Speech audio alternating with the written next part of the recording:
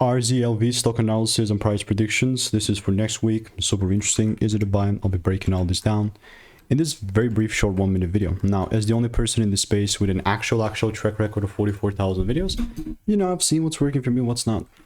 I mean, ultimately with Rezolve, it's solid. You know, my most recent one was a very beautiful call-up. And I'm talking like video made a month ago, almost 2. It was so good, you know, from 206 I was looking to like 260-ish for this to deliver. It was very Gucci, bro. This is phenomenal. I like it. And then since then, I'm just gonna mark up this top here. The one thing that I would care the most about is, okay, we broke structure here, a second break above 305. And if that does happen, then I'm of course gonna start to buy more and do it there. But like randomly buying will just not be happening. So all I'm doing in the meantime, I'm just waiting for rules to be met. So if you want to stay tuned and get my money making emails to insights, click the first link in the description. See you in the next one.